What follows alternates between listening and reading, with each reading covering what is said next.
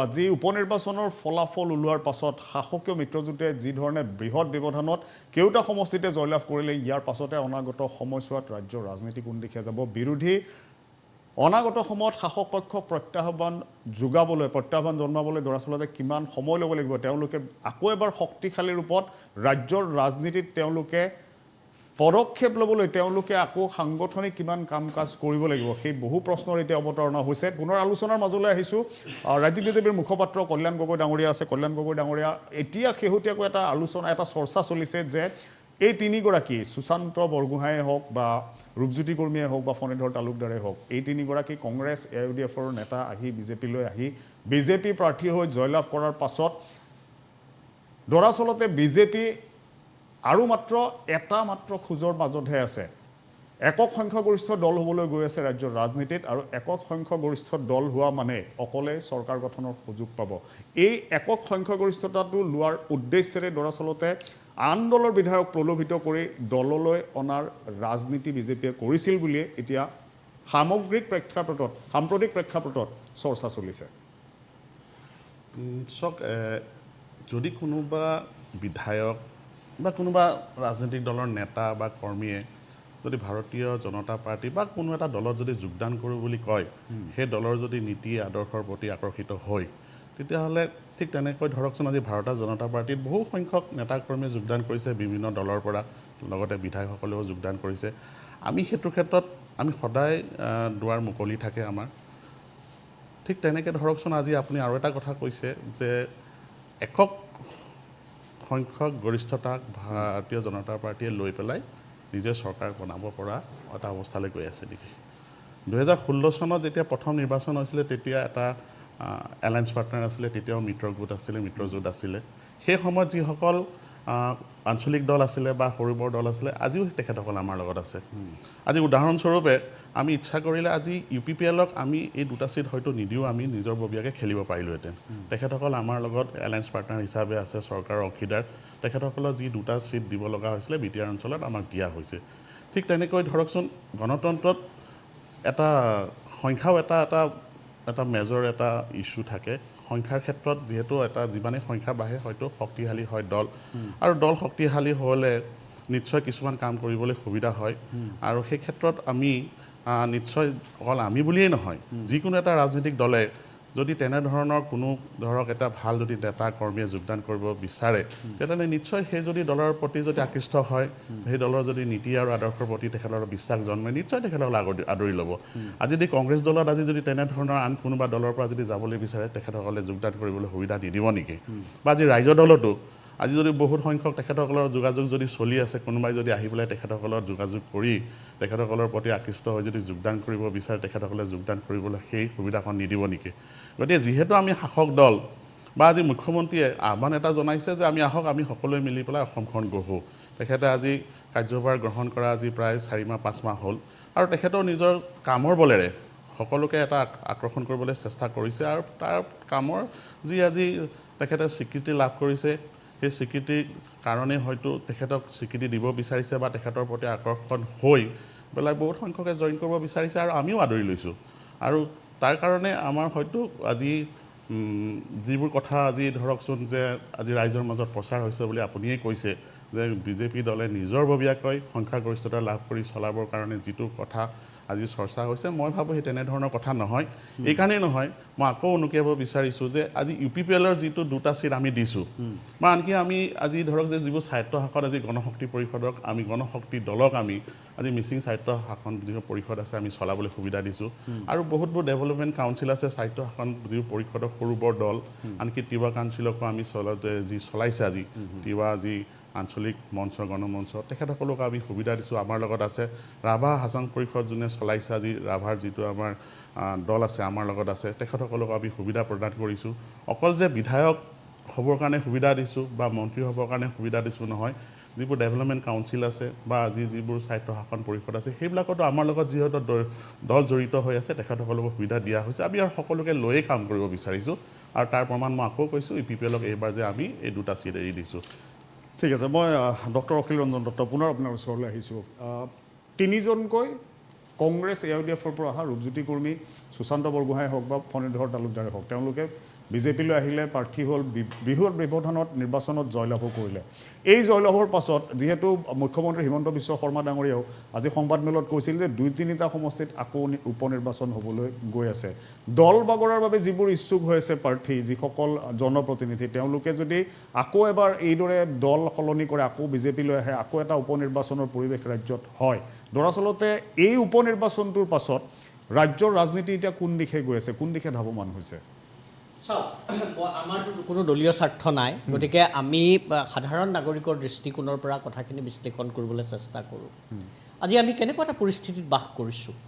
এইটো এটা হ'ল কোভিডে সৃষ্টি কৰা এটা মহাপ্ৰলয় মানুহৰ জীৱনৰ প্ৰতি ভাবুকি আহিছে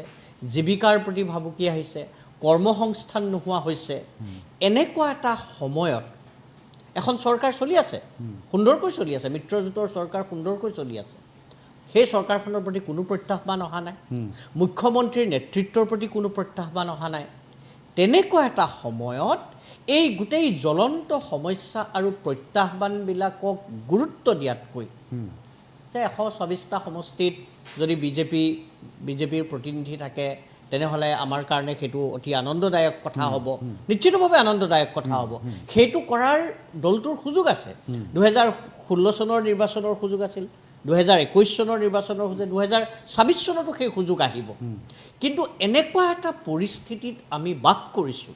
যিটো সময়ত আজি প্ৰায় 2 বছৰ কাল স্কুল কলেজ বন্ধ হৈ আছিল আজি স্কুল কলেজ খুলি দিয়াৰ পাছত আকৌ বন্ধ কৰিবলগীয়া হৈছে এনেকুৱা এটা পৰিস্থিতিত এনেকুৱা ধৰণৰ উপনিৰ্বাচন যিটোটা সমষ্টিত মানে নিৰ্বাচন অনিবাৰ্য আছিল সেইটো কথাটো বেলেগ এই যিটো কয় ফ'ৰ্চড বাইপল যে এইটো একেবাৰে বাধ্য কৰা হৈছে এইটো মানে এইটো এটা ক্ষমতাৰ স্বাৰ্থত কৰা হৈছে গতিকে এইটো আমাৰ কাৰণে অপৰিহাৰ্য আছিল নেকি মই ভাবোঁ এই নৈতিক বা মৌলিক প্ৰশ্নটো আমি সকলোৱে উত্থাপন কৰা উচিত আজি তাৎক্ষণিকভাৱে চৰকাৰখনে দলটোৱে হয়তো একসংখ্যাগৰিষ্ঠতাৰ কথা ভাবিছে হয়তো এনেকুৱা কথাও হ'ব পাৰে যে মুখ্যমন্ত্ৰী মহোদয়েও তেখেতৰ দলটোত তেখেতৰ যিসকল ধৰক তেখেতৰ প্ৰতি আনুগত্যশীল MLA আছে তেওঁলোকৰ কথাও ভাবিব পাৰে তাৰ পৰিসৰ বঢ়োৱাৰ কথাও ভাবিব পাৰে এই সকলোবিলাক কথা ৰাজনীতিত সম্ভৱ আৰু ৰাজনীতিত আজি যুগ ধৰি এই কামটো কৰি আহিছে কংগ্ৰেছেও কৰিছিল অন্য দলবিলাকেও কৰি আহিছে কিন্তু আমি যিটো পৰিস্থিতিত বাস কৰিছোঁ এই পৰিস্থিতিটোৱে আমাৰ বিবেক দংশন কৰিছে নে নাই ৰাজনীতিকসকলক বিবেক দংশন কৰিছে নাই মই ভাবোঁ এইটো এটা অত্যন্ত গুৰুত্বপূৰ্ণ কথা মই ভাবোঁ এইবোৰ কথা যদি আমি বাদ দিওঁ তেনেহ'লে আমি যে সভ্যতাৰ কথা কৈছোঁ আমি যে বহু অসমখনক একেবাৰে ভাৰতবৰ্ষৰ উচ্চ স্তৰৰ 5খন ৰাজ্যলৈ লৈ যোৱাৰ কথা কৈছোঁ এই কথাবিলাক কি ধৰণে প্ৰাসংগিক হ'ব মই ভাবোঁ সেই কথাবিলাকো আমাৰ আলোচনা হ'ব লাগে আজি শাসনাধিষ্ঠ দলটোৰ বহুত সুবিধা আছে মই ইতিমধ্যে এই কথাটো কৈছোঁ যে মুখ্যমন্ত্ৰীৰ নেতৃত্ব আছে তেখেতক মানুহে বহু পৰিমাণে ভাবে তেখেত এজন দক্ষ নেতা তেখেতে অসমৰ কাৰণে কাম কৰিব বা কাম কৰাৰ ইচ্ছা আছে অথবা ভাৰতীয় জনতা পাৰ্টিৰ যিটো সাংগঠনিক শক্তি সেইটো অত্যন্ত সবল গতিকে এই গোটেইবিলাক লগ লাগি তেখেতলোকে কালিলৈ আৰু যদি অন্য বিধায়ক বেলেগ দলৰ পৰা লৈ আহে আৰু তেওঁলোকে নিৰ্বাচন খেলে সেইবিলাকতো তেওঁলোক জয়ী হ'ব কিন্তু বৃহত্তৰ সমাজখনৰ কি হ'ব আমাৰ ছাত্ৰ ছাত্ৰীসকলৰ কি হ'ব আজি এনেকুৱা এটা পৰিস্থিতি হৈছে যে আমাৰ আহিবলৈ ভয় লাগে ওলাই আহিবলৈ ভয় লাগে বিশ্ববিদ্যালয় মই শ্ৰেণীকোঠাত যেতিয়া সোমাইছোঁ ছাত্ৰ ছাত্ৰীসকললৈ চাইছোঁ তেওঁলোকক আমি যোৱা কেইবাটাও পৰীক্ষা যিটো নিয়মীয়াভাৱে আমি যিধৰণে অনুষ্ঠিত কৰোঁ সেইধৰণে অনুষ্ঠিত কৰিব পৰা নাই গতিকে এজন শিক্ষক হিচাপে এজন মানে সমাজৰ নাগৰিক হিচাপে আমি যেতিয়া লক্ষ্য কৰোঁ আমি ভাবোঁ যে চৰকাৰ এখনে বা মুখ্যমন্ত্ৰী মহোদয় বা এটা দলে তাৎক্ষণিক দলীয় স্বাৰ্থৰ ঊৰ্ধলৈ গৈ সমাজখনৰ কথা যদি বৃহত্তৰ সমাজখনৰ কথা যদি নাভাবে আৰু এইটো যদি ভৱিষ্যতৰ কাৰণে পৰম্পৰা হৈ উঠে মই ভাবোঁ আমাৰ কাৰণে অতি ভয়ানক কথা হ'ব কিন্তু লগতে আৰু এটা বেলেগ কথা কওঁ যে এই যে কথাটো চলি আছে সেইটোৱে ভাৰতীয় জনতা পাৰ্টিত আজি দশকৰ পাছত দশক ধৰি যিসকলে অৰিহণা যোগাই আহিছে তেওঁলোকৰ মাজত কি প্ৰতিক্ৰিয়া হ'ব গতিকে এনেকুৱা ধৰণৰ কথা হ'বগৈ নেকি যে এটা সময়ত এই যিটো চলি আছে এটা সময়ত সেই প্ৰশ্নবিলাকক লৈ এই কথাবিলাকক লৈ দলৰ ভিতৰৰ পৰাই কিন্তু বিদ্ৰোহ হোৱাৰো সম্ভাৱনা আছে মই ভাবোঁ আমি এই সকলোবিলাক কথা লক্ষ্য কৰা উচিত যদিও নিৰ্বাচনী ৰাজনীতিত ক্ষমতাৰ ৰাজনীতিত এই কথাবিলাক অত্যন্ত অপ্ৰাসংগিক বুলি ভবা হয় মই জিতুমণি বৰা ডাঙৰীয়া মই আপোনাৰ ওচৰলৈ আহিছোঁ কংগ্ৰেছৰ বিশেষকৈ থাওৰা আৰু মৰিয়নি এক প্ৰকাৰ দুৰ্গ আছিল মৰিয়নি সমষ্টিটো কংগ্ৰেছৰ দুৰ্গ বুলি ক'লেও ভুল নহ'ব কিন্তু এইবাৰ যেতিয়া ৰূপজ্যোতি কৰ্মী বিজেপিলৈ আহিল সমষ্টিটোৰ পৰা বিজেপিৰ প্ৰাৰ্থী হৈ তেওঁ নিৰ্বাচনত প্ৰতিদ্বন্দ্বিতা কৰিলে জয়লাভ কৰিলে কংগ্ৰেছৰ বাবে থাওৰা মৰিয়নি উদ্ধাৰেই নহয় যিবোৰ সমষ্টিত শেহতীয়াকৈ ভেটি দুৰ্বল হ'ল অনাগত সময়ছোৱাত আকৌ এবাৰ তেওঁলোকে ভেটি শক্তিশালী কৰি 2024 বা 26 প্ৰতিদ্বন্দ্বিতা কৰিব পৰাকৈ কংগ্ৰেছ দলটো আকৌ এবাৰ সেইদৰে ঠন ধৰি উঠিবনে আশা কৰিব পাৰিনে বৰ্তমানৰ প্ৰেক্ষাপটৰ পৰা চাই এটা কথা হ'ল যে ভোট বেংক বুলি আমি যিটো মানে গণতন্ত্ৰৰ এইটোৱেই বিড়ম্বনা আমি যিটো ভোট বেংক বুলি কোৱা হয় ই কিন্তু কাৰো কাৰণে স্থায়ী নহয় হয় যে মই 2021 মে'ত হোৱা ইলেকশ্যনত মই এটা সমষ্টিত ধৰক এজন প্ৰাৰ্থীয়ে 50,000 ভোট পাইছিলে হয় আকৌ 5 বছৰ সেই ভোটখিনি তেনেকেই থাকিব যে অলৰচ হৈ থাকিব সেইটো কথা নহয় এইটো মানে গোটেই কাৰবাৰটো অস্থায়ী এতিয়া কথা হৈছে কি কংগ্ৰেছ ইয়াৰ আগৰ আমি 30 তাৰিখে যিদিনাখন ইলেকশ্যন হৈছিলে সেইদিনাখন দত্তও আছিলে আমি এই ষ্টুডিঅ'তে এটা কথা কৈছিলোঁ যে সেই কথাটো বিৰোধীয়ে কংগ্ৰেছ বুলি নকওঁ প্ৰতিটো বিৰোধী দলে কাৰণ নিৰ্বাচনত বিজেপি কেনেকৈ আহিছে পাঁচজন বিধায়ক 2জন বিধায়ক হৈ পেলাই তেওঁলোকে আছিলে এসময়ত তাৰ পৰা আহি আজি এইটো পৰ্যায়লৈ আহিছে গতিকে ৰাজনীতিত সম্ভৱ অসম্ভৱ বুলি কথা নাই কিন্তু বিৰোধী দলবোৰে যিটো হৈছে কি যে নিৰ্বাচন ঘোষণা কৰিব তাৰপিছত মানে তেওঁলোকে এজন মানুহ ঠিক কৰি দিব অমুকে ইলেকশ্যন খেলিব তেওঁ ভিত্তি আছেনে নাই কথা নাই তাৰপিছত নেতাসকল গৈ পেলাই সমষ্টিত সোমাই গৈ তাৰ সলনি যদি বিৰোধী দলবোৰে অলপ আগৰে পৰা 2 বছৰ 3 বছৰৰ পৰা সমষ্টিবোৰত যদি নিজৰ আদৰ্শ নিজৰ ক'বলগীয়া কথাখিনি চৰকাৰৰ ব্যৰ্থতা চৰকাৰে কি কৰি আছে যিটো ডক্টৰ দত্ত ডাঙৰীয়াই কথা এটা কৈছে আজিৰ তাৰিখত অসমত প্ৰায় 40 লাখ নিবনুৱা হয় 1 লাখ মানুহক চাকৰি দিম বুলি কৈছে প্ৰক্ৰিয়াটো আৰম্ভ কৰিছে দিয়ক চাকৰি আমাৰ কথা নাই যে 39 লাখ মানুহ থাকি গ'ল আৰু প্ৰতি বছৰে নিবনুৱা সংখ্যা বাঢ়ি আছে আৰু কোভিডৰ কাৰণে প্ৰতি মাহত ভাৰতবৰ্ষত 15 লাখকৈ নিবনুৱাৰ সৃষ্টি হৈছে সেই 15 লাখৰ ভিতৰত অসমৰ আছে নিবনুৱা নিশ্চয় এই বিষয়বিলাকৰ কথাবিলাক আমি কিমান ধৰণে লৈছোঁ কাৰণ মুখ্যমন্ত্ৰী হিমন্ত বিশ্ব শৰ্মাৰ প্ৰতি কোনো প্ৰত্যাহ্বান নাই আজিৰ তাৰিখত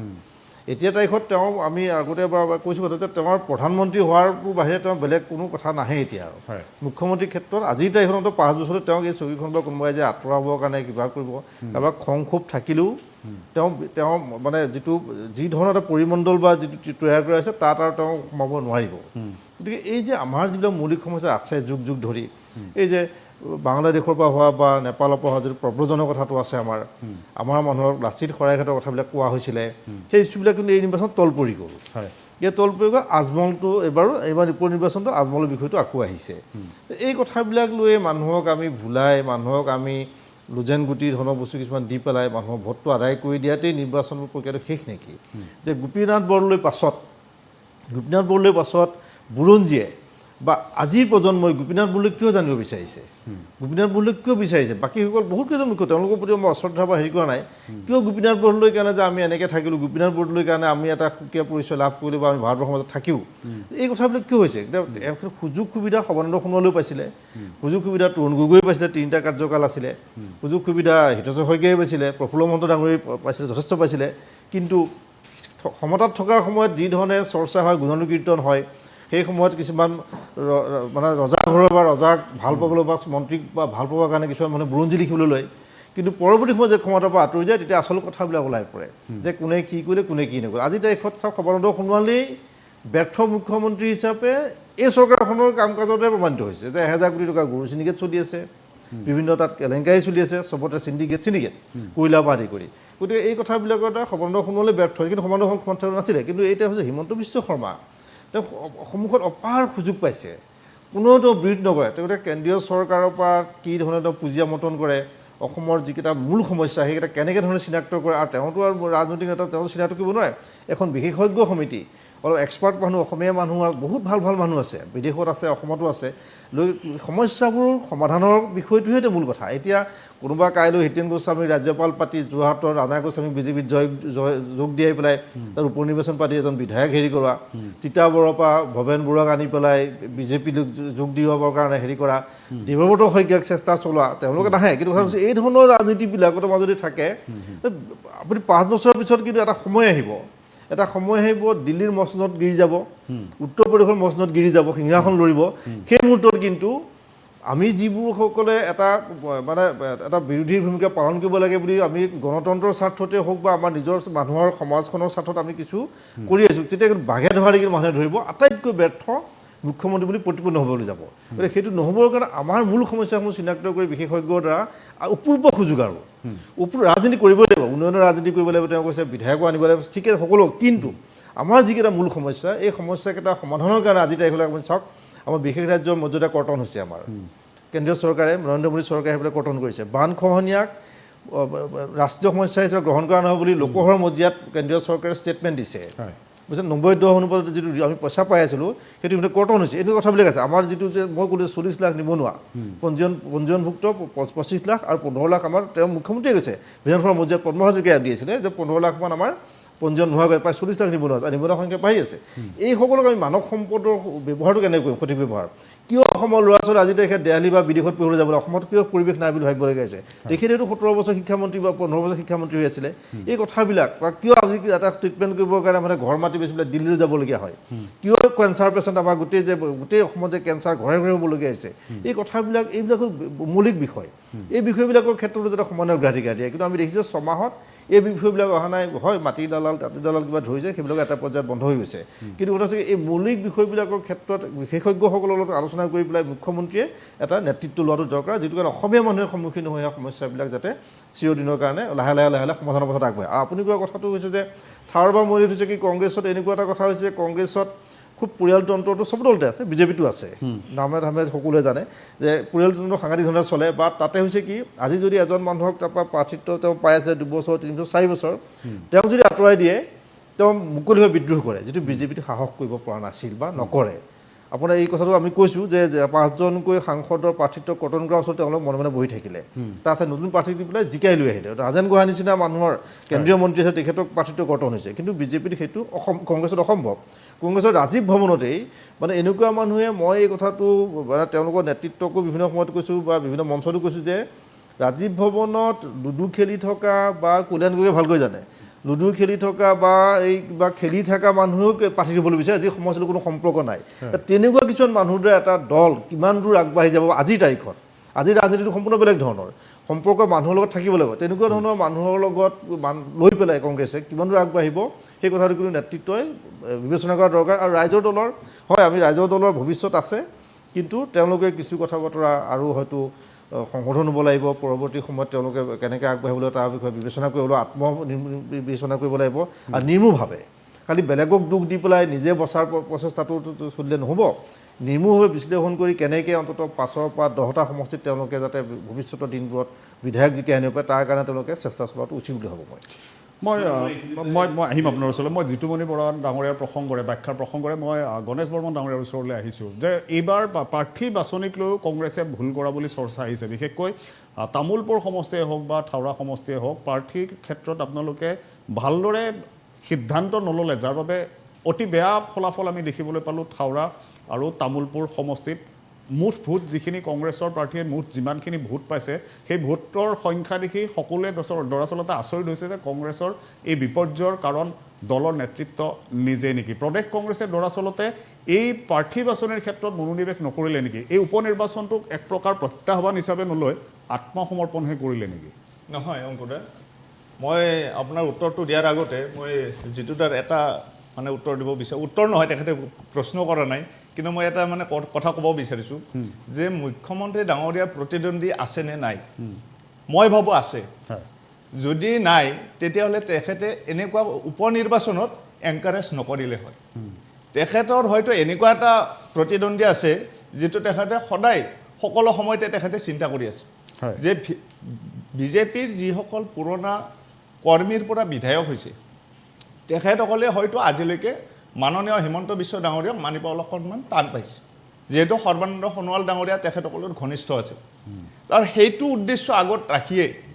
এই যে নতুনকৈ উপ নিৰ্বাচন হোৱাৰ যিটো লাইন, যে মাননীয় মুখ্যমন্ত্ৰীৰ নিজৰ হাতত থকাকৈ বিধায়কবিলাকক ৰখাৰ বাবে যিটো প্ৰয়াস, সেই প্ৰয়াসটোৱে প্ৰমাণ কৰে যে মাননীয় মুখ্যমন্ত্ৰী ডাঙৰীয়াৰ কোনোবা নহয় কোনোবা প্ৰতিদ্বন্দ্বী আছে, হয়তো আজি নহ'লে কালিলৈকে হোৱাৰ এটা আশা আছে। তাৰ কাৰণে এতিয়াৰ পৰা তেখেতে এই প্ৰয়াসটো নিৰ্মূল কৰাৰ স্বাৰ্থত এনেকুৱা ধৰণৰ উপ নিৰ্বাচন কৰাৰ মানে প্ৰয়াস কৰিছে। আপুনি কৈছে যে আমাৰ মৰিয়নি আৰু থাওৰা সমষ্টিত প্ৰাৰ্থী দিয়াত আমাৰ কিবা ভুল হ'ল নেকি? ভুল হোৱা নাই। আমাৰ যিকেইজন প্ৰাৰ্থীয়ে টিকট পাইছিলে তেখেতসকলে দলীয় কৰ্মী আছিলে, আৰু কৰ্মীক আমাৰ টিকট দিয়া হৈছে, যিসকলে তেখেতৰ তৃণমূল পৰ্যায়ত লাগি আছে। আৰু বহুতো এনেকুৱা কৰ্মী আছিলে যে হয়তো তেখেততকৈ ভাল কৰ্মীও আছিল, কিন্তু তেখেতসকলে আগবাঢ়ি আহিব টান পাইছে যে এইটো উপ নিৰ্বাচন, যিহেতু এইটো ধন বল এনে খৰচা কৰি পিছত যদি এনেইতো নিজিকো বুলি তেখেতসকলে ভাবি লৈছে, সেইকাৰণে হয়তো তেখেতসকলে প্ৰাৰ্থিত্ব আগবঢ়োৱা নাই। তে নবঢ়োৱাৰ স্বাৰ্থত আমিতো কোনোবা নহয় কোনোবা এজনক প্ৰাৰ্থিত্ব দিবই লাগিব। তো যিসকলে আগবাঢ়ি আহিব, যিসকলে মানে এপ্লিকেশ্যন দিছে, প্ৰাৰ্থিত্ব প্ৰয়াস কৰিছে, তেখেতসকলৰ ভিতৰত এজনক আমাৰ দলে তেখেতক সিদ্ধান্ত লৈ প্ৰাৰ্থিত্ব দিছে। তো সেইকাৰণে আমি নাভাবোঁ সেই প্ৰাৰ্থিত্বজন দুৰ্বল বা বেয়া বুলি মই নাভাবোঁ। ঠিক আছে, মই হৰেশ্বৰ বৰ্মন ডাঙৰীয়া আপোনাৰ ওচৰলৈ আহিছোঁ। অসম বিধানসভাৰ সাধাৰণ নিৰ্বাচন 2021 যিটো নিৰ্বাচন হ'ল আৰম্ভণিতে, সেই নিৰ্বাচনটো আৰু এই উপ নিৰ্বাচনটো, এই দুটা নিৰ্বাচনে ৰাইজৰ দলক কি শিকালে? নতুনকৈ ৰাজনীতিত প্ৰৱেশ ঘটিল, কৃষক মুক্তি সংগ্ৰাম সমিতিৰ মঞ্চৰ পৰা ৰাইজৰ দল গঠন হ'ল। এই ৰাইজৰ দলে নিৰ্বাচন দুটাকৈ নিৰ্বাচন পাই কি শিকিলে? দৰাচলতে নিৰ্বাচনী ৰাজনীতিত কিমান পাকত হ'ল ৰাইজৰ দল? অতি তাৎপৰ্যপূৰ্ণ শিক্ষা আমি পালোঁ এইকেইটা দিনত। আৰু এই শিক্ষা মই ভাবোঁ এইটো এটা দলৰ দৃষ্টিকোণৰ পৰা মই কোৱা নাই, মই ভাবোঁ যে এটা স্থিতাৱস্থাৰ যিসকলে ৰূপান্তৰ বিচাৰে তেওঁলোকে এটা কথা বুজা উচিত যে আজিৰ স্থিতাৱস্থাটো কি ধৰণৰ। আমি বহুতে দেখা পাইছোঁ যে বহুতে যেতিয়া বিজেপিৰ এই যিটো কৰ্তৃত্ববাদী শাসন বা কৰ্তৃত্ববাদী যিটো দৃষ্টিকোণ, যেনেকৈ মুখ্যমন্ত্ৰীয়ে ক'লে যে 126টাই তেওঁক লাগিব, এইটোৰ দ্বাৰা এইটো পৰিষ্কাৰ যে তেওঁলোকে আচলতে এটা একদলীয় শাসন, মধ্যযুগীয় ৰাজতন্ত্ৰৰ নামান্তৰ ধৰণৰ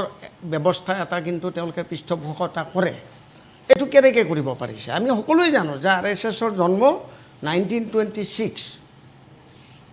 সেই দিন ধৰিয়েই কিন্তু আনকি স্বাধীনতা আন্দোলনৰ বিৰোধিতা কৰি আমাক মানে 100 বছৰ প্ৰদানত কৰি ৰখা সাম্ৰাজ্যবাদী ব্ৰিটিছতকৈও মুছলমানসকলহে আমাৰ কাৰণে শত্ৰু, এই তত্ত্ব মানুহক হজম নিয়াবলৈ এটা যুগ তেওঁলোকে চেষ্টা কৰিলে। আৰু ইয়াৰ পিছফালে আচলতে আমাৰ ভাৰতীয় সমাজক অৰ্গেনিকেলি তেওঁলোকে এনেকুৱা এটা জেগাত লৈ যাব বিচাৰিছে য'ত যিখন সমাজখনে যাতে মনস্তাত্ত্বিকভাৱে এনেধৰণৰ ষড়যন্ত্ৰক প্ৰত্যাহ্বান জনাবলৈ প্ৰস্তুত নহয়, প্ৰস্তুত কৰিব নোৱাৰে নিজক, এনেকুৱা এটা ব্যৱস্থাৰ ফালে গৈ আছে। এতিয়া এই ব্যৱস্থাটোক যদি আমি প্ৰত্যাহ্বান জনাব লাগে তেনেহ'লে একমাত্ৰ আমাৰ বিজেপি বিৰোধী শিবিৰে কেৱল বিজেপিক টাৰ্গেট কৰিলে নহ'ব, মতাদৰ্শগত যিবোৰ দুৰ্বলতা সেই দুৰ্বলতাবিলাকো চিহ্নিত কৰিব লাগিব। যোৱা নিৰ্বাচনত আমি পৰিষ্কাৰ ভাষাত এই কথা কৈছিলোঁ যে আচলতে যদি এটা সাম্প্ৰদায়িক শক্তিক যদি আমি প্ৰত্যাহ্বান জনাব লাগে, আমি আন সাম্প্ৰদায়িক শক্তিৰে জোটবন্ধন কৰিব নালাগিব। UDFৰ লগত মানে জোটবন্ধনৰ বিৰোধিতা কৰাৰ এই দৃষ্টিকোণটো আমাৰ এইকাৰণেই আছিল যে সেই ধৰণে আচলতে আমাৰ অসমৰ যি জনগাঁথনি, অসমৰ যি সমাজ, অসমীয়া মানুহৰ যি জাতীয় স্বাৰ্থ, এই জাতীয় স্বাৰ্থক কেতিয়াও সন্মুখত লৈ পেলাই আমি এই বৰ্তমান চৰকাৰখনক আমি প্ৰত্যাহ্বান জনাব নোৱাৰোঁ। চাওক, নিৰ্বাচনত যেতিয়া এই সকল মহাজোঁটৰ ৰাজনীতি মুখ ঠেকেচা খালে, তাৰপিছত কংগ্ৰেছে সিদ্ধান্ত ল'ব লগা হ'ল যে আমি এতিয়া মহাজোঁটটো ভাঙি দিব লাগে। এইটো লাইন ভুল আছিল। তেওঁলোকৰ একেবাৰে প্ৰদেশ কংগ্ৰেছৰ শীৰ্ষ নেতাৰ পৰা দিল্লীৰ হাইকমাণ্ডলৈকে চবে ইলেকশ্যনৰ ৰিজাল্টৰ 1.5 মাহ 2 মাহ পিছত বুজি পালে যে আচলতে সেই ধৰণৰ এলায়েন্সটো আমাৰ ভুল আছিল। বুজি পালে, আচ্ছা, বুজি পাই তেওঁলোকে এলায়েন্সটো ভংগ কৰিলে। কিন্তু এই এলায়েন্সটো ভংগ কৰাৰ পিছত যেতিয়া উপ নিৰ্বাচন আহিল, এখেতে ক'লেই গণেশ বৰ্মনে যে কংগ্ৰেছৰ কিছুমান এনেকুৱা মানুহ আছে যিবিলাকে উপ নিৰ্বাচনৰ প্ৰাৰ্থী হ'ব নিবিচাৰে, কাৰণ তেওঁলোকে আগতেই জানে যে তেওঁলোকে হাৰিব। অৰ্থাৎ কংগ্ৰেছে ৰণক্ষেত্ৰত নামাৰ পূৰ্বেই তেওঁলোকে পৃষ্ঠভংগ দিছে আৰু দি ভূপেন বৰাৰ পৰা আৰম্ভ কৰি একাধিক কংগ্ৰেছ শীৰ্ষ নেতাৰ মানে বক্তব্য আপুনি শুনিছে, য'ত কৈছে যে এই উপনিৰ্বাচন আচলতে শাসক দলৰ পক্ষত যাব। আমি ভাবোঁ বিজেপি ক্ষমতাত অহাৰ পিছত ভালেমান ৰাজ্যত উপনিৰ্বাচন হৈছে, হয়, তাত শাসক দল জিকিছে। এতিয়া অলপ আগতে আমাৰ বৰাৰে দৃষ্টান্ত দিলে, আজি হাৰিয়ানাৰ দৃষ্টান্ত দিলে, তাত 3টা বিধানসভা চিট আৰু মানে হিমাচলত আৰু এটা পাৰ্লিয়ামেণ্টাৰী চিট জিকিলে। অকল সেইটোৱে নহয়, মানে আপোনাৰ বিহাৰতো RJD জিকিল, RJD জিকিল, আৰু আনকি প্ৰসংগক্ৰমে এই কথাটো কয় মধ্যপ্ৰদেশতো জিকিল, আনকি পশ্চিমবংগতো তৃণমূলৰ হাতত বিজেপিৰ 3জনকে প্ৰাৰ্থীয়ে আমানতৰ ধন হেৰুৱালে। তো এইবোৰ আমি দেখি আছোঁ। অৰ্থাৎ মানে ক্ষমতাত থকা দলটোৰ পক্ষেহে উপনিৰ্বাচনৰ ৰিজাল্ট যাব, এই যিটো এণ্টিচিপেশ্যন, এইটো আচলতে কোনো চিৰিয়াছলি বিজেপি বিৰোধী এটা ৰাজনৈতিক দলৰ শীৰ্ষ নেতৃত্বই ঘোষণা কৰিব নোৱাৰে। কিন্তু ৰাজহুৱাকে তেওঁ বাৰম্বাৰ কৈছে, আমাৰ লগত আলোচনাৰ আমাৰ সভাপতি কাৰ্যকৰী সভাপতিসকলৰ লগত যেতিয়া এলায়েন্সটো আলোচনা হৈছে, তাততো আমাক পৰামৰ্শ দিছে যে উপনিৰ্বাচনততো আৰু চৰকাৰ বদলি নহয়, গতিকে আপোনালোকেও খেলক আমিও খেলোঁ। ঠিক আছে, অৰ্থাৎ আনুষ্ঠানিকতা ৰক্ষা। মানে এই অৰ্থত মই কৈছোঁ যে আজি ভূপেন বৰাই যিটো কথা কৈছে 33 লাখ তেওঁলোকে মেম্বাৰ কৰিব, এই 33 লাখ মেম্বাৰ মই ভাবোঁ তাৰে মোৰ দেন আজি কংগ্ৰেছৰ যিটো আইডিঅ'লজিকেল ছেটআপ মই কৈছোঁ মোৰ দেন 95% চব সুশান্ত বৰগোহাঁই হ'ব। তো গতিকে কথাটো হৈছে আজি এটা পলিটিকেল লাইন এটা আজি যে থিয় কৰাব লাগিব, সেই কথাটো আমি এই যোৱা কেইটা দিনত আমি বুজি পাইছোঁ। আৰু আমি সেইকাৰণে কৈছোঁ যে এইটো এটা মানে ইট ইজ এ ৰেডিকেল মানে ট্ৰেণ্ড আমাৰ কাৰণে। আৰু আমি সেইকাৰণে কৈছোঁ যে আমি নিৰ্বাচনত পৰাজিত হৈছোঁ টেকনিকেলি, নৈতিক আৰু ৰাজনৈতিকভাৱে আমি জিকিছোঁ। আৰু আমি ভাবোঁ যে সঁচা অৰ্থত যদি আজিৰ যিটো স্থিতাৱস্থা, হিমন্ত বিশ্ব শৰ্মাই যি এটা অথৰিটিয়ান এটিচিউড লৈ প্ৰায় 126টা দখলৰ যি মানে ষ্ট্ৰেটেজি ঠিক কৰিছে, ইয়াক যদি প্ৰতিহত কৰিব লাগে, এই আমি যি শিক্ষা আমি পালোঁ তাক অন্ততঃ সকলো অপজিশ্যনে গ্ৰহণ কৰা ভাল। এতিয়াও সময় আছে। আদাৰৱাইজ মই আপোনাক কৈ দিব পাৰোঁ, এই পৰম্পৰাগত বিৰোধী শূন্য অৱস্থালৈ যোৱাটো একো টান কথা নহয়। ঠিক আছে, মই আহিছোঁ আপোনাৰ এবাৰ কল্যাণ গগৈ ডাঙৰীয়া আপোনাৰ ওচৰলৈ। নিৰ্বাচনৰ পূৰ্বে হওক বা নিৰ্বাচনৰ ফলাফল ওলোৱাৰ দিনটোত আজিও আমি বহু বিৰোধী নেতাৰ মুখত শুনিছোঁ যে শোষণহে কৰিছে, শাসন কৰা নাই বিজেপিয়ে। বাৰে বাৰে সেই কথাটো বহু ৰাজনৈতিক নেতাৰ বিৰোধী নেতাৰ মুখত আমি শুনিবলৈ পাইছোঁ। ৰাইজে যদিহে বিজেপিক বিচৰা নাছিল, শাসকীয় মিত্ৰজোঁটক বিচৰা নাছিল, তেনেহ'লে কিয় ইমান বৃহৎ ব্যৱধানত জয় হ'ল, সেয়া এটা প্ৰশ্ন। দ্বিতীয় কথাটো হৈছে মুখ্যমন্ত্ৰী হিমন্ত বিশ্ব শৰ্মা ডাঙৰীয়া আজি সংবাদমেলত কৈছিল যে কেইবাটাও এনে সমষ্টি আছে বা কেইবাটাও প্ৰান্তত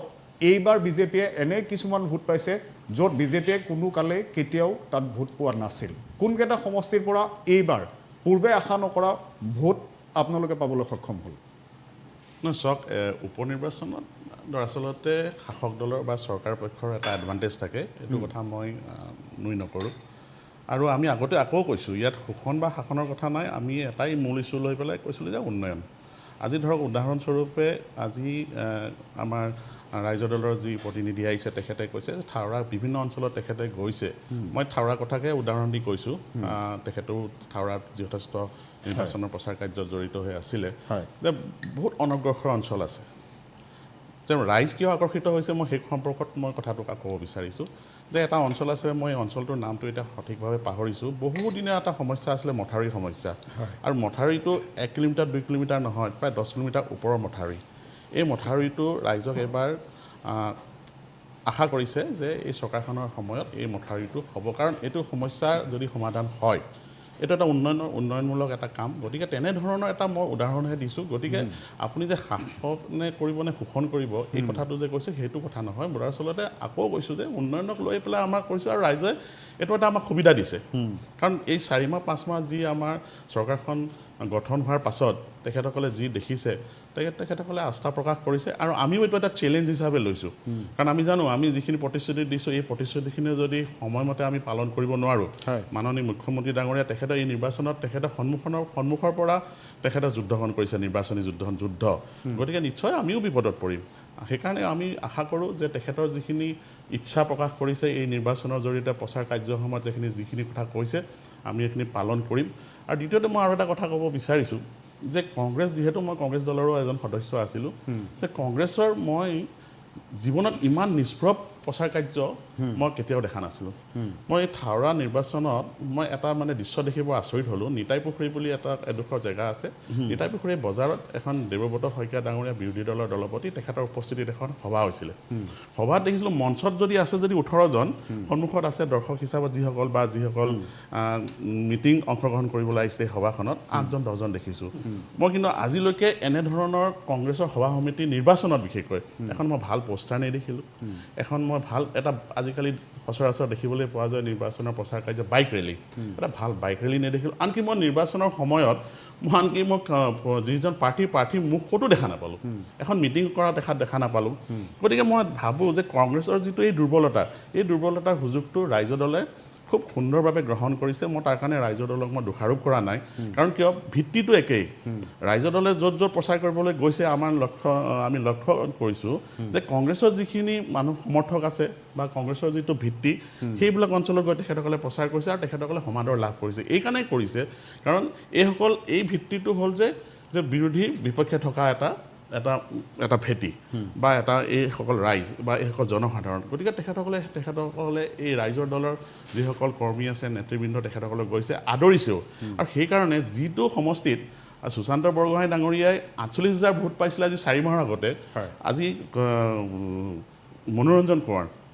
ভাৰতীয় জাতীয় কংগ্ৰেছৰ প্ৰাৰ্থী মনোৰঞ্জন কোঁৱৰে 5,800 ভোট পাইছে। আপুনি চিন্তা কৰক যে কিমান এটা গৰাখহনীয়া হৈছে। গতিকে মই ভাবোঁ যে কংগ্ৰেছৰ দুৰ্বলতাৰ সুযোগ ৰাইজৰ দলে লাভ কৰিছে আৰু ৰাইজৰ দলৰ আৰু এনেকৈ ধৰণকে যদি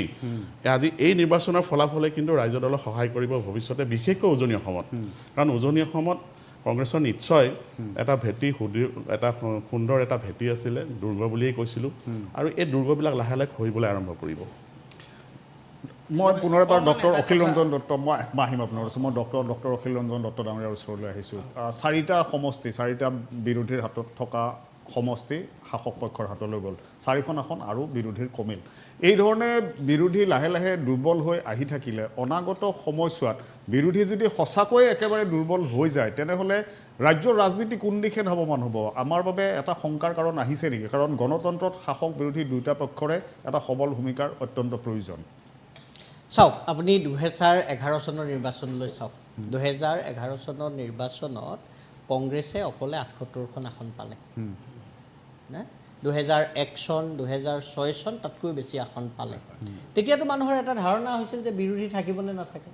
এতিয়া বিৰোধীৰ ধাৰণাটো কেৱল আমি এই যে বিধানসভা বা লোকসভাৰ পৰা চালে নহ'ব। বিৰোধী, কাৰণ নিৰ্বাচন বা গোটেই যিটো জনমতটো নিৰ্বাচিত প্ৰতিনিধিয়ে নিদিয়ে, গোটেই জনমত দিয়ে জনসাধাৰণে। এতিয়া আজি ধৰক বিজেপিৰ 2016 চন, 2021 চন উপনিৰ্বাচন সকলোতে তেওঁলোকৰ জয় জয়কাৰ এটা অৱস্থা। মোৰ ধাৰণা হয় এইটো গতিত গৈ থাকিলে পৰৱৰ্তী যিটো নিৰ্বাচন হ'ব তাতো বিজেপিৰ হয়তো সফলতা যথেষ্ট হ'ব। তাৰ অৰ্থ এইটো নহয় যে ভাৰতীয় জনতা পাৰ্টি অনন্তকালৰ কাৰণে শাসনত থাকিব, তেনেকুৱা কোনো কথা নাই। মানে বিৰোধীৰ ধাৰণাটো আমি সেইকাৰণে কেৱল এই আপোনাৰ হেৰিয়ত ৰাখিব নালাগে, বিধানসভাত ৰাখিব নালাগে, এইটো এটা কথা। আৰু এটা মই গুৰুত্বপূৰ্ণ কথা কওঁ, সেইটো বৰ তাৎপৰ্যপূৰ্ণ। 2011 চনৰ নিৰ্বাচন হ'ল, 2011 চনৰ বিধানসভাৰ নিৰ্বাচনৰ আগে আগে কৃষক মুক্তি সংগ্ৰাম সমিতিৰ নেতৃত্বত সাংঘাতিক ধৰণে চাৰিওফালে এটা ধৰক বিৰোধ হৈছিল। আৰু বহুতে আশা কৰিছিল যে সেই নিৰ্বাচনত কংগ্ৰেছ ধৰাশায়ী হ'ব। কংগ্ৰেছটো ধৰাশায়ী নহ'লেই কংগ্ৰেছৰ সাংঘাতিক সফলতা হ'ল। কিন্তু সেই নিৰ্বাচনৰ ফলাফলৰ পাছতেই, 2011 চনৰ নিৰ্বাচনৰ ফলাফলৰ পাছতেই চানমাৰী, এই যিখন আমাৰ অভিযান্ত্ৰিক প্ৰতিষ্ঠান, তাৰ ফিল্ডত এখন আন্না হাজৰিকা প্ৰমুখ কৰি কেইবাগৰাকী নেতা আহিছিল, তাত এখন সভা হৈছিল এই বিভিন্ন প্ৰশ্নক লৈ। আচৰিত কথা, সেইখন সভা, সেই অনুষ্ঠানটোতো প্ৰায় 20,000ৰ ওপৰৰ মানুহৰ সমাৱেশ হৈছিল। কাৰণ এই কথাটো মই এইকাৰণে কৈছোঁ যে আপুনি এটা দলক নিৰ্বাচনত সমৰ্থন কৰা আৰু তেওঁলোকৰ নীতিগত বা কৰ্মসূচীক সমৰ্থন কৰাৰ মাজত কিন্তু এটা পাৰ্থক্য আছে আজি পৰিস্থিতি দেখিছে হয় যে কংগ্ৰেছ এটা বিকল্প হ'ব নোৱাৰে তেওঁলোকৰ সাংগঠনিক ক্ষমতা নাই তেওঁলোকৰ নেতৃত্বত এনেকুৱা ধৰণৰ খেলিমেলি আছে তেওঁলোকৰ মাজতেই এনেকুৱা ধৰণৰ টনা আজোৰা চলি আছে তেওঁলোকৰ এতিয়াতো এইবাৰটো খুব ভাল আছিল যে তেওঁলোকৰ অসম বিধানসভাত মোটামুটি 50জন বিৰোধী দলৰ সদস্য আছিল তাৰ পাছতো তেওঁলোকে বিধানসভাত যি ধৰণে কাৰ্য সম্পাদন কৰিব লাগিছিলে যি ধৰণে চৰকাৰক তেওঁলোকে ঘেৰি ধৰিব লাগিছিলে তেওঁলোকে একো কৰিব পৰা নাই গতিকে জনসাধাৰণ আচলতে বিৰোধীক লৈ সাংঘাতিক ধৰণে সন্তুষ্ট নহয় বা কংগ্ৰেছক লৈ বা আনকি AIDF লৈও সন্তুষ্ট নহয় আৰু তেওঁলোকৰ জনসাধাৰণৰ মাজত এনেকুৱা ধৰণৰ সন্দেহো আছে যে এওঁলোকৰ ভিতৰি কিবা মিলাপ্ৰীতি চলি আছে নেকি এই কথাটোতো আছে কাৰণ দেখিছে আপুনি সুশান্ত বৰগোহাঁইৰ কথাই কওক অথবা ৰূপজ্যোতি কুৰ্মীৰ কথাই কওক আপুনি ৰূপজ্যোতি কুৰ্মীৰ আজি কেইমাহমানৰ আগত তেখেতে বিজেপি সম্পৰ্কে কি ধৰণৰ কথা কৈছিল বহু ধৰণৰ কথা কৈছিল আজি এনেকুৱা ধৰণৰ সন্দেহ আছে যিটো কথা এতিয়া মুখ্যমন্ত্ৰী মহোদয়ে যেতিয়া ক'লে আৰু কেইটামান সমষ্টিত উপনিৰ্বাচন হোৱাৰ সম্ভাৱনা আছে অথবা কেইটামান সমষ্টিয়ে উপনিৰ্বাচন বিচাৰিছে তাৰ অৰ্থ এইটো ইতিমধ্যে নিৰ্বাচিত কিছু প্ৰতিনিধিয়ে হয়তো অন্য দলৰ প্ৰতিনিধিয়ে হয়তো মুখ্যমন্ত্ৰী বা ভাৰতীয় জনতা পাৰ্টিৰ লগত যোগাযোগ কৰিছে গতিকে এই যে কথাবিলাক যেতিয়া দেখি থাকিব তেতিয়া জনসাধাৰণে কি ক'ব যে এটা উপনিৰ্বাচন হোৱাতকৈ বাৰু আৰু এটা হেৰি হোৱাতকৈ এই সুশান্ত বৰগোহাঁইক নিজিকাই যেনিবা এইবাৰ কংগ্ৰেছৰ জনক জিকালে তাৰ কি মানে নিশ্চয়তা আছে যে তেওঁ আকৌ ভাৰতীয় জনতা পাৰ্টিলৈ নেতাও মানুহ সাংঘাতিক ধৰণে বিভ্ৰান্ত হৈ আছে গতিকে এনেকুৱা এটা পৰিস্থিতিত মই ভাবোঁ এই যে বিৰোধীৰ আপুনি যিটো ধাৰণাৰ কথা কৈছে বিৰোধী কথাটো কেৱল লেজিছলেচাৰৰ পৰা বা বিধানসভাৰ পৰা চালে নহ'ব যে সামগ্ৰিকভাৱে জনসাধাৰণ আপুনি অংগনৱাড়ী কৰ্মীসকলৰ কথা কওক বা এই যে বিভিন্ন আপোনাৰ মিড ডে মিল স্কিমৰ ৰান্ধনীসকলৰ কথা কওক যোৱা সময়ছোৱাত তেওঁলোকে নিৰ্বাচনত একো প্ৰভাৱ পেলাব পৰা নাই কিন্তু যিটো ধৰণে গুৱাহাটীৰ মাজমজিয়াত প্ৰতিবাদ কৰিছে চৰকাৰকতো বাধ্য কৰাইছে কিছুমান কৰ্মসূচী ল'বৰ কাৰণে মই ভাবোঁ এই যিটো বিৰোধ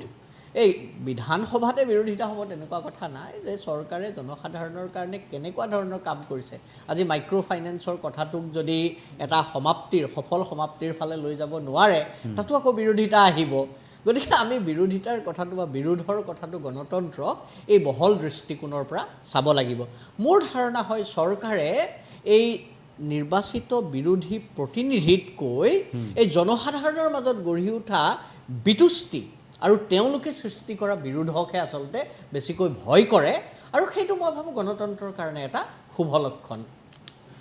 আমি শেহতীয়াকৈ দেখিবলৈ পাইছোঁ যে শাসক পক্ষৰ ফালৰ পৰা প্ৰতিগৰাকী নেতাই বাৰে বাৰে এই কথাকে কৈ আহিছে যে বিজেপি চৰকাৰখনৰ কাম কাজলৈ চাই সন্তুষ্টি প্ৰকাশ কৰি ৰাইজে এইবাৰো এই সমষ্টিকেইটাত তেওঁলোককে আঁকোৱালি ল'লে যদিহে আমি সৰ্বানন্দ সোণোৱাল চৰকাৰৰ পৰা আৰম্ভ কৰোঁ 5.5 বছৰ বিজেপিয়ে ৰাজ্যত শাসন কৰিলে এতিয়া এই 5.5 বছৰৰ কাম কাজলৈ চাই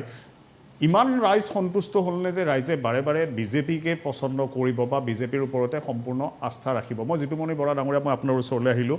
আহিছোঁ এবাৰ আকৌ বাৰে বাৰে শাসক পক্ষৰ ফালৰ পৰা এই কথাই কোৱা হৈছে যে আগৰ চৰকাৰখনেৰে হ'ল বা বৰ্তমানৰ চৰকাৰখনৰ কাম কাজতে চাই ৰাইজে এতিয়া বিজেপিক বাছনি কৰাৰ বাহিৰে বিকল্প নাই এয়া কিমান দূৰ সত্য কিমান দূৰ গ্ৰহণযোগ্য এইটো আচলতে সত্য নহয় ৰাষ্ট্ৰীয় প্ৰেক্ষাপটতো তেনেকৈ ধৰণৰ কিছুমান প্ৰশ্নতে বিৰোধী নাই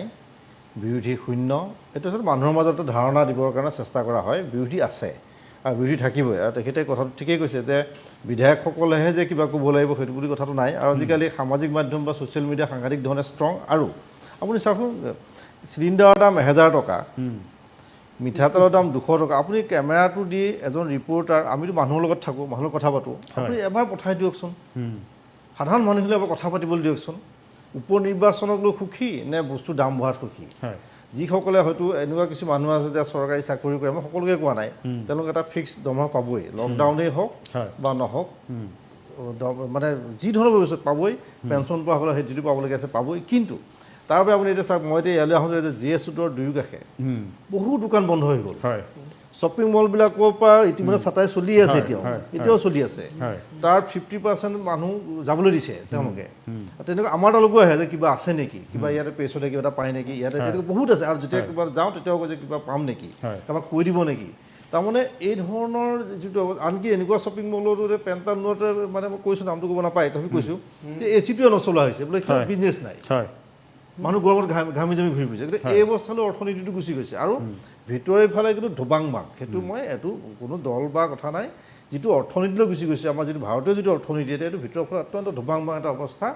প্ৰতিজন দোকানীক আপুনি সুধিব কি অৱস্থালৈ গুচি গৈছে বিক্ৰী মানে বজাৰ অৰ্থনীতিটো সম্পূৰ্ণৰূপে শেষ হৈ গৈছে বজাৰ অৰ্থনীতি বুলিবলৈ একো নাই মানুহ সুখী নেকি ইয়াত এতিয়া ইণ্টাৰেষ্ট ৰেটটো ডেইলি কমি আহিছে কোনোবাই কি কৈছে মই এনেকুৱা মানুহ পাইছোঁ যে কেইটামান পইচা পাইছিলে কিবা এটা প্ৰপাৰ্টি বেচি পেলাই বেংকত থৈ দিছিলে তাৰ এটা ইণ্টাৰেষ্ট পাইছে সেইটো লাহে লাহে কমি আহিছে কমি পেলাই 4.25 3.25 ইয়ালৈকে আহিছে গতিকে এটা সময়ত এনেকুৱা হ'বলৈ গৈ আছে কাৰণ বেংকৰ মানুহে বা অৰ্থনীতিসকল মানুহসকলে কৈ আছে যে বেংকত আপুনি টকা থোৱাৰ কাৰণে সেই পৰ্যায়ত চৰকাৰে কিন্তু কেন্দ্ৰীয় চৰকাৰ ইতিমধ্যে যাব বিচাৰিছে যে আপোনাৰ পইচাটো বেংকত আছে বেংকে আপোনাৰ পইচা ৰখীয়া হৈ থাকিব গতিকে আপুনি বেংকক ওলোটা ইণ্টাৰেষ্ট দিব লাগিব সেই পৰ্যায়লৈ গৈ আছে মই কৈছোঁ আপুনি চাওক এই পৰ্যায়ত কাৰণ ইণ্টাৰেষ্ট ৰেটটো 9.5ৰ পৰা আহি এইটো বেছিক কথা এইবিলাক অৰ্থনীতি আজিকালি 3.2 বা 4% আহিছে গতিকে এই পৰ্যায়লৈ যাব তাৰপিছত হয়তো মানুহে যিখিনি মানুহে সাংঘাতিক ধৰণে বিশুদ্ধাৰ কৰে হয়তো নিৰ্বাচনৰ সময়ত মই মানে সাধাৰণীকৰণ নকৰোঁ হয়তো কিবা এটা তেওঁলোকে এটা কিবা দেখি সুখী হৈছে কোনোবাই কিবা এটা পাইছে বা কোনোবাই কিবা পাম বুলি ভাবিছে ব্যক্তিগতভাৱে গৈ পেলাই কাৰোবাক কিবা ধৰণৰ আশ্বাস দিয়া হৈছে গতিকে সেই মানুহখিনিয়ে ভোটটো দিছে জয়ী হৈছে কিন্তু এইটোতে শেষ নহয় আৰু এটা পৰ্যায়ত গৈ দেখিব যে জনবিদ্ৰোহ বা গণবিদ্ৰোহ এনেই হৈ উঠিব যিটো পৰ্যায়ৰ অৰ্থনীতি গুচি গৈছে এনেই হৈ উঠিব আজি দোকান আজি চাওক মিঠাতেলৰ চাকি য'ত এজন মানে ৰাজ্যিক শাসক দলৰ সভাপতি তেওঁৰ কথা অত্যন্ত গুৰুত্বপূৰ্ণ তেওঁ কৈছে যে এজনে কৈছে বিধায়কে কৈছে মিঠাতেল নাখাব তেওঁ নিজে অসহায় এজনে কৈছে মিঠাতেলৰ চাকি নজ্বলাব বাইকত এই ধৰণৰ উত্তৰ দিবলগীয়া হৈছে যেন মানুহক উপলুঙাই কৰিছে নে তেওঁলোক অসহায় এই কথাটো আমি মানুহ ধৰি পৰা নাই গতিকে এইবিলাক কথা যদি ৰিয়েকশ্যন হোৱা নাই মানুহ প্ৰতিক্ৰিয়া হোৱা নাই কিয় পিনে প্ৰতিক্ৰিয়া হৈছে কিন্তু নিৰ্বাচন এটা জিকি অহা এটা আজিকালি মই দেখিছোঁ এটা সাংঘাতিক মাৰ্কেটিং গোটেই পলিটিক্সটো এটা মাৰ্কেটিং ইয়াত টকা পইচা খৰচ কৰিব লাগিব আপুনি মানুহৰ ঘৰত গৈ ৰাতি শুবগৈ লাগিব অৱশ্যে পশ্চিমবংগত তেনেকৈ অমিত শ্বাহ খোৱাৰ পাছতো সেই ভোট পোৱা নাই কিন্তু ইয়াত হয়তো ক'ৰবাত কিবা কাৰণে সেইটো হৈছে ভাত খাইছে হেৰি কৰিছে নাচিছে বাগিছে কিন্তু এই এটা মুখ্যমন্ত্ৰীৰ মুখে এটা কথা ওলাইছে যে এটা চমক তেওঁ এটা শব্দ কৈছে কিন্তু মুখ্যমন্ত্ৰী আপুনি প্ৰেছ কনফাৰেঞ্চখন চাব তেওঁ চমক শব্দটো ব্যৱহাৰ কৰিছে যে আমাৰ হয়তো কিবা ৰাজনৈতিক চমক আমি হয়তো কৰা কাম আমি উন্নয়নৰ কথাও লগতে চমকৰ কথা কৈছে কিন্তু মই ভাবোঁ যে চমকটো আটাইতকৈ ডাঙৰ কথা যে এই চৰকাৰখন থাকিব এওঁলোকক আঁতৰাব নোৱাৰে এওঁলোক থাকিলে আমি কিবা এটা সুবিধা হ'ব সেইটো ভাবিয়ে বেছিভাগ ভোট পাইছে আৰু বিৰোধী দুৰ্বলতাৰ কথা আছে কিন্তু মূল বিষয়টো হৈছে অৰ্থনীতি মূল বিষয়টো অৰ্থনীতি চিনেমা হলত কাম কৰা মানুহবিলাকৰ যিবিলাক শ্ৰমিক কৰ্মচাৰী আছিলে এইবিলাক গাঁৱলৈ গুচি গ'ল মই ধান কাটিছে কাৰোবাৰ ঘৰত কোনোবাই আজি শাক মই এইবিলাক ফটো দিবলৈ গৈছোঁ আমাৰ ৰিপৰ্টাৰ যে ঠেলাত চব্জি বেছি আছে চিনেমা হলৰ গেট কিপাৰ বস্তু কাম এইবিলাক অসমীয়া ল'ৰা ছোৱালী খবৰ কোনোবাই ৰাখিছে জানো এইবিলাক মানুহটো খবৰ ৰখা নাই আমি আজি কিবা আমাৰ কাগজতো মানে অগ্ৰগতিটো নিউজ ওলাইছে যে চাকি বন্তি কি জ্বলাব চব্জি বেচি পেলাই কেই পইচা পাওঁ আমি এতিয়া কি পইচা পাওঁ এই ধৰণৰ অৰ্থনীতি আমাকতো সকাহ দিব পৰা নাই বৃদ্ধ পেঞ্চন 250 টকা দিছে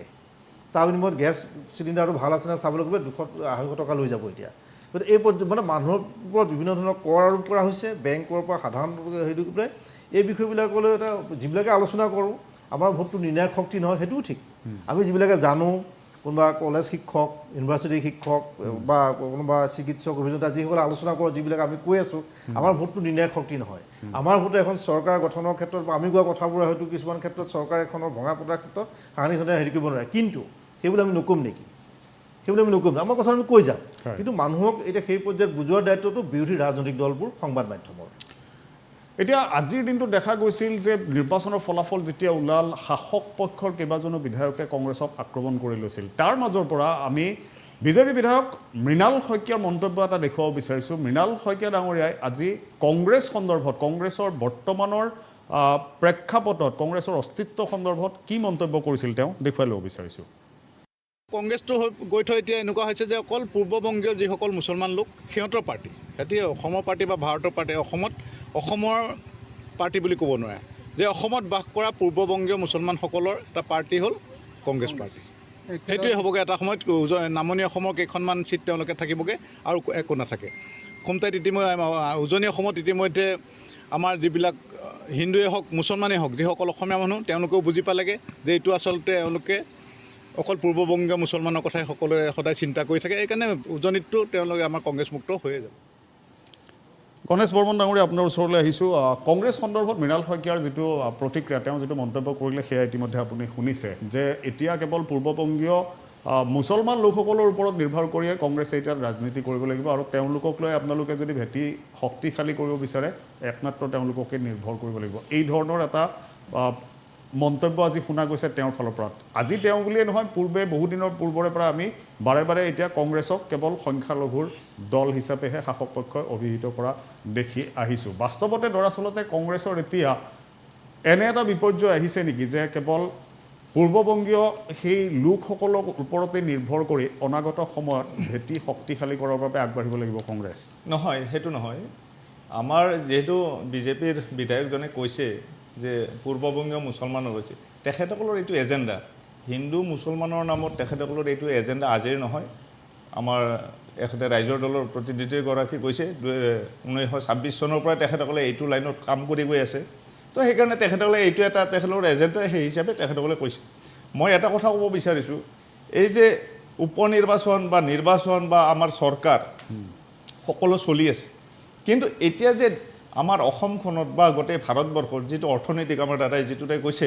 যি ধৰণৰ মাধমাৰ পৰিছে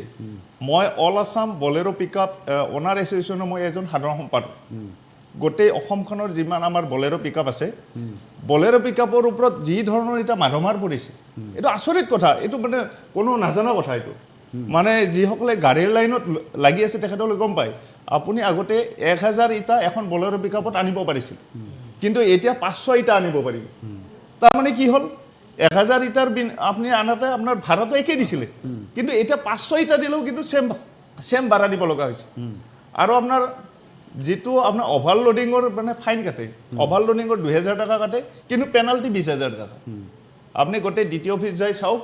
আইএসবিটিত যাই চাওক গোটেই গাড়ী ভৰ্তি কৰাই দিছে বলেৰো পিকআপ ডিআই এনেকুৱা সৰু গাড়ী কাৰণ এতিয়া ট্ৰাকৰ লোড কেপাচিটিটো বঢ়াই দিছে 2 টন কৰি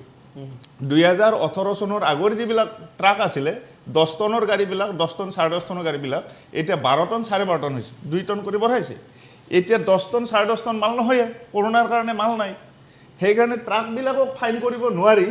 এতিয়া সৰু গাড়ীৰ ওপৰত যেটো মাধমাৰ পৰিছে তাৰ বিনিময়ত এতিয়া বালুৰ গাড়ী গিট্টিৰ গাড়ী এই যে মানুহে যে এতিয়া গিট্টিৰ এতিয়া স্পাৰ সেম কিমান হৈছে এইবিলাক সকলো কথা মানুহৰ মনত এটা উগ্ৰীব হৈ আছে আৰু এইবিলাক আজি নহয় কালিলৈকে চাব এইবিলাক কথাৰ পৰা এইখন চৰকাৰ যে পিছ হুকি যাব লাগিব সেইটো 100% চিয়ৰ বুলি ভাবি থাকোঁ ঠিক আছে মোৰ সময় কমি আহিছে মই হৰেশ্বৰ বৰ্মন ডাঙৰীয়া খুব চমুকৈ আপোনাৰ পৰা জানিব বিচাৰিম যে দুটা নিৰ্বাচন খেলিলে অভিজ্ঞতাও নিশ্চয় হ'ল এতিয়া ৰাইজৰ দলৰ লক্ষ্য কি আমাৰ লক্ষ্যটো হ'ল আমাৰ স্বাধীনোত্তৰ কালত অসমত যি পৰম্পৰাগত বিৰোধী ৰাজনীতি সেই ৰাজনীতিক আমি গুণগতভাৱে পৰিৱৰ্তন কৰাৰ আমি চেষ্টা কৰিম এটা আইডিঅলজিক্যাল যদি ষ্টেণ্ড পইণ্টটো যদি কাৰেক্ট নহয় ক্লিয়াৰ নহয় পৰিষ্কাৰ নহয় তেনেহ'লে আজিৰ এই স্থিতাৱস্থা আমি পৰিৱৰ্তন কৰিব নোৱাৰোঁ 1 নম্বৰ আৰু 2 নম্বৰ কথাটো হৈছে যে ইতিমধ্যে আমাৰ দুইজন ৰাজনৈতিক বিশ্লেষকে দত্ত আৰু আমাৰ বৰাই কৈছেই যে আচলতে এটা মিডল ক্লাছ যি মানে অনুভৱ গোটেই ব্যৱস্থাটো সম্পৰ্কে বা তেওঁলোকৰ যিটো পীড়া এই পীড়াটোক মানে জনগণৰ ওপৰত যি বোজা তেওঁলোকৰ উপলব্ধিৰ লগত যুক্ত হোৱা নাই তো মই ভাবোঁ যে আজি বিৰোধী যি ৰাজনীতি সেই ৰাজনীতিৰ এটা প্ৰথম কাম হ'ব এইটো কাৰণ আজি দৰিদ্ৰ মানুহে অৰ্গেনিকেলি তেওঁলোকে কিন্তু এটা নতুন লিডাৰশ্বিপ তৈয়াৰ কৰাৰ পৰিস্থিতি হোৱা নাই বা ইমান সহজত নহয় মানে জনচৈতন্য এটা পৰিস্থিতিক মোকাবিলা কৰাৰ জোখাৰে যদি কিবা উত্তৰণ ঘটিব লাগে এইটো সহজ কথা নহয় এইটো এটা দীৰ্ঘমেধী প্ৰশ্ন তো সেই দীৰ্ঘমেধী প্ৰশ্নটোৰ মীমাংসা কৰিব লাগিব কিন্তু কনচিয়াছ স্বদেশপ্ৰেমী গণতান্ত্ৰিক মধ্যবিত্ত সমাজে আজি সেই মধ্যবিত্ত মানুহৰ যি মানে পীড়া এই বৰ্তমান অৰ্থনৈতিক যি অৰাজকতা এওঁলোকে সৃষ্টি কৰিছে সেইবোৰ সম্পৰ্কে বিস্তৃত ব্যাখ্যা কৰাৰ আমাৰ এই মুহূৰ্তত সময় নাই কিন্তু এইটো ঠিক যে কেৱল আনকি মিডল ক্লাছ বা লয়াৰ মিডল ক্লাছ নহয় আনকি কৰ্পোৰেটৰো একাংশ আজি এই অৰ্থনীতিৰ দ্বাৰা ক্ষতিগ্ৰস্ত একেবাৰে টপ ক্লাছ কৰ্পোৰেট কেইটা যিকেইটা শাসক দলৰ পক্ষত অতি ঘনিষ্ঠভাৱে আছে যেনেকৈ আমি দেখিলোঁ খঙিয়াত মুখ্যমন্ত্ৰী হিমন্ত বিশ্ব শৰ্মা সমাৱেশ কৰিছে থাউৰাত 20খন মানে ডাঙৰ ডাঙৰ বাগান আছে কৰ্পোৰেটৰ হাতত মানে ব্ৰিটিছ কোম্পানীকে ধৰি চব বাগানবিলাক সেইদিনা একবেলা ছুটি দি দিছে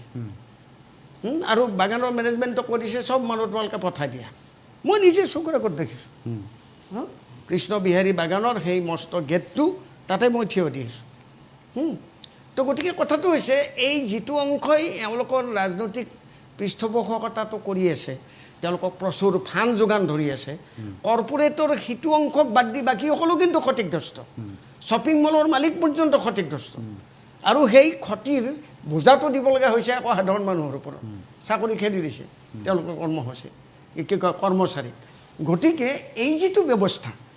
এই ব্যৱস্থাটোক যদি আপুনি প্ৰত্যাহ্বান জনাব লাগে সেই পুৰণা সেই বিৰোধিতাৰে নহ'ব আজি মানে পাৰ্লিয়ামেণ্ট বা বিধানসভাৰ বিৰোধিতাক জনগণৰ বিক্ষোভৰ লগত যুক্ত কৰিব লাগিব আৰু এই ক্ষেত্ৰত মই ভাবোঁ যে ৰাইজৰ দলে অতি প্ৰাণৱন্তভাৱে সেই কামটো কৰাৰ চেষ্টা কৰি আছে আৰু তাৰ ফলতে এই ৰাইজৰ দলৰ জন্ম গতিকে আমি বিশ্বাস কৰোঁ যে যেনেকৈ এওঁলোকে ভাবিছে যে এই ব্যৱস্থাটো চিৰকাল চলি থাকিব এইটো সম্ভৱ নহয় আপুনি চাওক গোটেই ৰাষ্ট্ৰীয় পৰিপ্ৰেক্ষিতত যদি আপুনি আজিৰ ৰাজনৈতিক চিত্ৰখন লক্ষ্য কৰে হয়তো অহা পাৰ্লিয়ামেণ্টাৰী ইলেকশ্যনত দিল্লীৰ যি ৰাজনৈতিক ক্ষমতা এই ৰূপত হয়তো নাথাকিব পাৰে বা নথকাৰ সম্ভাৱনাই পৰ্যবেক্ষকসকলে ইতিমধ্যেই ভৱিষ্যতবাণী কৰিছে গতিকে আমি জানো যে আজি অসমত যিমানেই যোনে লম্ফজম্ফ নকৰক কিয় এতিয়াও মোদী নিৰ্ভৰশীলতা অন্তত মানে প্ৰতিটো বাক্যত মোদীৰ মানে নামোল্লেখ নকৰাকৈ এওঁলোকে কথা ক'ব পৰা সাহস কিন্তু এতিয়াও হোৱা নাই গতিকে সেই দিল্লী কেন্দ্ৰিক কৰ্তৃত্ববাদৰ ছত্ৰছায়াত অসমৰ যিটো মানে এটা অন্যায় এটা ৰাজনৈতিক কৰ্তৃত্ব চলাই আছে এইটোৰ আমূল পৰিৱৰ্তন হ'ব আৰু এই পৰিৱৰ্তনত আমি ৰাইজৰ লগত থাকি আমি যুঁজটো কৰাৰ কাৰণে ইতিমধ্যে আমি প্ৰস্তুত হৈছোঁ ঠিক আছে আমি আশা কৰিম ৰাইজৰ দলে নিজৰ লক্ষ্যত অনাগত দিনত শক্তিশালী ৰূপত অৱতীৰ্ণ হৈ নিজৰ লক্ষ্যত উপনীত হ'বলৈ সক্ষম হওক সেই আশাকে কৰিম মোৰ অনুষ্ঠান শেষ কৰিবলৈ সময় হৈছে মই কল্যাণ গগৈ ডাঙৰীয়াৰ পৰা জানিব বিচাৰিম যে আকৌ উপ নিৰ্বাচনৰ পৰিৱেশ এটা আমি পাম নেকি খুব কম সময়ৰ ভিতৰতে উপ নিৰ্বাচন হ'বনে নহ'ব মই হয়তো আজি এই সময়ত ক'ব নোৱাৰিম মুখ্যমন্ত্ৰী ডাঙৰীয়া আজি আমাৰ হেঙেৰাবাৰীস্থ যি আমাৰ মুখ্য কাৰ্যালয় আছে তাতে যিসকল সাংবাদিক বন্ধুৰ লগত কথা বতৰা হৈছিলে তেখেতে কিবা এটা কথা কৈছে সেইটো সম্পৰ্কত আলোচনা হৈছে বিভিন্নজনৰ মাজত কিন্তু এই মুহূৰ্তত মই উপ নিৰ্বাচন হ'বনে নহ'ব মই দলৰ ফালৰ পৰা একো ক'ব যিহেতু মোক কোনো ধৰণৰ ইংগিত দিয়া নাই মই ক'ব নোৱাৰিম কিন্তু এইটো কথা ঠিক যে আমাৰ দেশ এটা দায়িত্ব আছে এই উপ নিৰ্বাচনেই কওক বা আজি যোৱা যি বিধানসভা নিৰ্বাচন হ'ল এই নিৰ্বাচনত আমি ৰাইজক যিখিনি প্ৰতিশ্ৰুতি দিলোঁ এই প্ৰতিশ্ৰুতিখিনি কিন্তু আমি পালন কৰিব লাগিব আৰু নহ'লে অনাগত দিনত নিশ্চয় আমিও ৰাইজৰ কিছু প্ৰত্যাহ্বানৰ সন্মুখীন হ'ম মই এই অনুষ্ঠানত ভাগ লোৱাৰ বাবে কল্যাণ গগৈ ডাঙৰীয়া ডক্টৰ অখিল ৰঞ্জন দত্ত হৰেশ্বৰ বৰ্মন ডাঙৰীয়া গণেশ বৰ্মন ডাঙৰীয়া আৰু জিতুমণি বৰা ডাঙৰীয়া আটাইকে ধন্যবাদ জনাইছোঁ আমি আশা কৰিম যে উপ নিৰ্বাচনত ফলাফল আহিল শাসক পক্ষই বিচৰা ধৰণে ফলাফল আহিল এতিয়া ৰাইজৰো স্বাৰ্থ ৰক্ষা কৰাটো শাসক পক্ষৰ দায়িত্ব জনপ্ৰতিনিধিৰ স্বাৰ্থ ৰক্ষা কৰিলে ভোটাৰে এতিয়া ভোটাৰৰ স্বাৰ্থ ৰক্ষা কৰাৰ ক্ষেত্ৰত জনপ্ৰতিনিধিয়ে কি ভূমিকা লয় এই ক্ষেত্ৰত সকলোৰে দৃষ্টি নিবদ্ধ থাকিব যি ধৰণে এতিয়া ৰাজ্যত মূল্যবৃদ্ধিৰ প্ৰকোপ হৈছে মুখ্যমন্ত্ৰী হিমন্ত বিশ্ব শৰ্মা ডাঙৰীয়াই কৈছিল যে উপ নিৰ্বাচনৰ পাছতে মূল্যবৃদ্ধিৰ পৰা ৰাইজে সকাহ পাব নেতা মন্ত্ৰীয়ে হয়তো ভাবিব পাৰে যে কেৱল আশ্বাস আৰু আশ্বাসৰ মাজেৰে সময় অতিবাহিত হ'ব কিন্তু ৰাইজেও এতিয়া লাহে লাহে পূৰ্বৰ দৰে নিশ্চয়কৈ তেওঁলোকৰ প্ৰতি দিয়া যিসমূহ আশ্বাস প্ৰতিশ্ৰুতি যদিহে শাসক পক্ষই পূৰণ কৰিব নোৱাৰে তাৰো বিচাৰ কৰিব অনাগত সময়ছোৱাত আমি আশা কৰিম ৰাইজক যি ধৰণে আশ্বাস দিছে এই শাসকীয় পক্ষই সেই আশ্বাসসমূহ পূৰণ কৰক আৰু ৰাজ্যত শেহতীয়াকৈ ৰাজনীতিত যি ধৰণে শাসক বিৰোধী উভয়ৰে মাজত আক্ৰমণ প্ৰত্যাক্ৰমণ তুচ্ছ তাচ্ছিল্যৰ ৰাজনীতিয়ে প্ৰাধান্য পাইছে সেয়া আঁতৰ হওক মূল্যবদ্ধৰ ৰাজনীতি ভালদৰে এটা সুস্থ পৰিৱেশৰ মাজেৰে হওক আৰু ৰাজ্যত সকলোৰে বাবে এটা সুস্থ গণতান্ত্ৰিক পৰিৱেশ সৃষ্টি হওক সেই আশাকে কৰিম আৰু আজিৰ এই বিশেষ অনুষ্ঠান মুক্ত মঞ্চ ইয়াতে সামৰিব লাগিব ধন্যবাদ